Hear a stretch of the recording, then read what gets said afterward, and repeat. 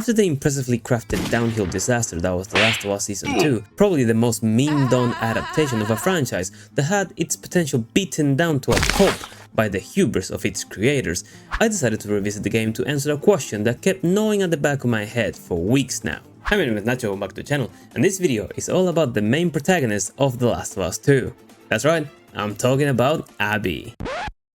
What did he just say? I know, hear me out. Why Abby and not Ellie?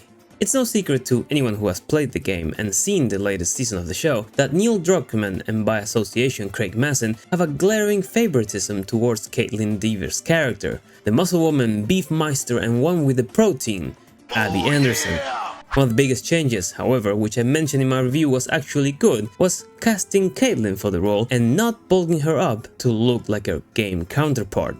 Not only because Caitlin looks amazing just as she is, but also because the fact that reaching that physique for a woman without PEDs is incredibly unlikely, especially in the apocalypse.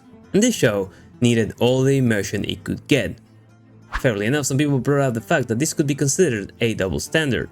Men taking on roles of characters or people with bigger physiques are made to fit in the role, while women are usually allowed to roll with whatever they have on at the time. Prop to those who put in the work though. But back to Abby. In the game, playing as her clearly makes it obvious how much her physique matters in the way she fights. She relies on her strength much like Ellie relies on her weapons. She chokes people instead of stabbing them. She elbows dudes' skulls open and swings heavy-ass hammers into people's spines like she's a fucking space marine. And I'd be lying if I say all of the above isn't actually kinda cool. Oh, hello.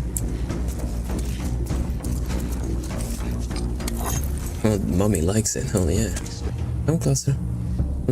Come to Papa. Mama.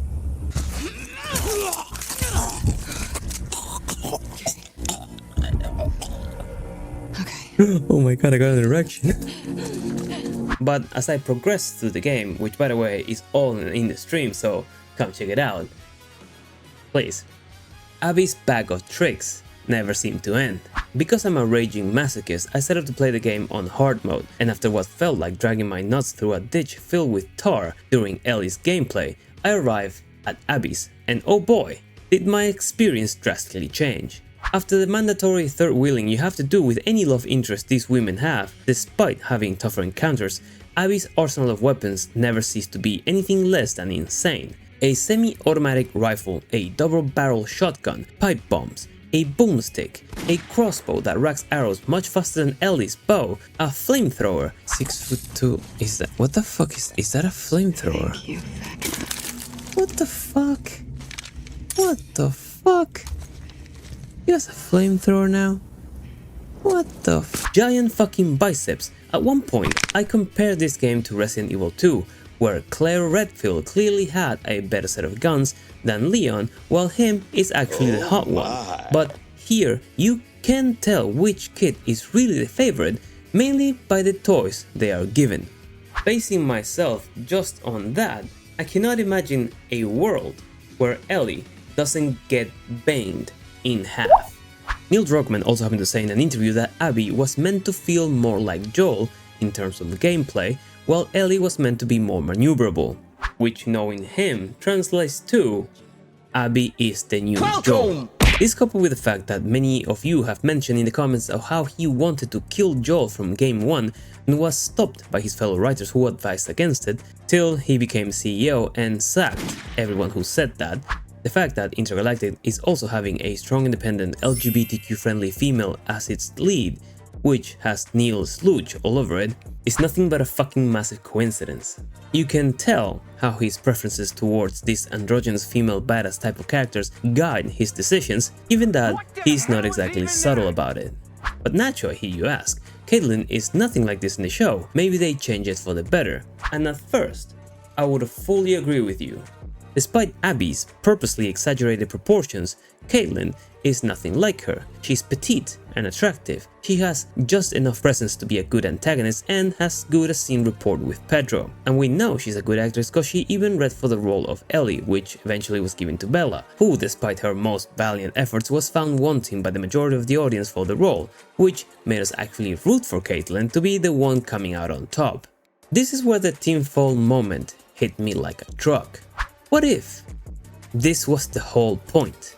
We know that Druckmann is in love with his creation as much as his ego, and Mazin is of the same mind. Could it be possible that the best looking, best acting, more easy to like actress was put in the role of Abby and not Ellie to make us like her more? This could also be the reason why the first or second best option for Ellie, Kaylee Spaney, was also denied the role she fitted perfectly into. Could these two knuckleheads actually been able to play us all into siding with the bad guy? The character that basically bashed the brains of this franchise to oblivion. We know now that next season will be all Abby, with Pedro coming back for the occasional flashback, cause even him will not pass on the chance of making 600 grand per episode, no matter what the damn game says, and with very little Bella.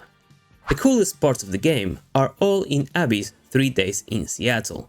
The Rat King, more encounters with the Scars, closer view to the WLF invasion plan, more engagement with Isaac, the boat scene, bigger and crazier than season 1 and 2. That's what they said. Did they really spend 6 years and almost risking nuking their own show just to get to this point of glorified simpness to a fictional character? Season 1 was somewhat decent and probably gave them enough fuel with HBO to cruise through season 2 in order to put all their resources and idea and make season 3 the cool one, which so happens to be fully dedicated to the enemy. A lot of the story of Abby's 3 days is very focused on how much people like her. Everyone greets her everywhere she goes. She's a chosen candidate to lead the WLF. She helps Lev and Yara, and as far as I can tell, she has the more badass side of the gameplay. No matter her reasons, no matter her intentions, no matter how good she's presented as, she is the enemy. Dina said it perfectly in the show, which is hilarious to what extent the writers of this shit, being Mazin, Druckmann or company, step on their own words, making the reasonable argument sound much better to whatever Bella tries to do. Abby deserves to be chased by Ellie to the ends of America, just to be killed and buried in an unmarked grave. Ellie is the one who deserves to live happily ever after with the memory of what she did. Yes, she became a monster hell-bent on revenge and killed dozens of people. She should deal with consequences of what she did, either mentally or physically, but content that she managed to avenge the guy who saved her and loved her like she was his own daughter. Joel, the guy we spent time with, the guy who we connected through the whole first game, and the guy who was the foundation of The Last of Us. The fact that multiple people told Neil that killing him would be a bad idea, only for him to dismiss all that counsel and do it anyways in the sequel, and then finding out, speaks more volume about the hubris creators like him have, thinking that their vision is unrivaled, and that whatever they cough up, the public will be there to receive with open mouths. It's happening all over the industry as well. I'm not an expert in gaming reviews, but people like Gearbox chief Randy Pitchfork gaslighting their own audience, saying that if the game costs $80, real fans will make it happen. Sure, Randy, we'll do it. A year from now, when the sales numbers collapse and the company is forced to sell the game at half price. Wallets will be wide open then, boo. Don't you worry. It's hubris, seemingly uncontested, unlimited hubris from companies and directors thinking their fans owe them anything for shows or games. It's the law of equivalent exchange in effect that I found extremely relevant now, even outside of the anime. You want something. In this case, the hard-earned money and appraisal from fans and alike. You must give something of equal value in return. In this case, that's not aggrandized characters that we are forced or lulled into liking. It's not a half-baked show that promises to get good in a few seasons, so please hang on with it until it does. And it's not overpriced slop dressed in fancy collector sets, gold editions or season passes. To put it simply, they must give something that's not shit. But if you watch this video, you really was like. Coming up next is a review for Ironheart, so stay tuned for that, because it's gonna be a good one. And as always, I've been at Joe, enjoy the video. I'll see you in the next one. Take care.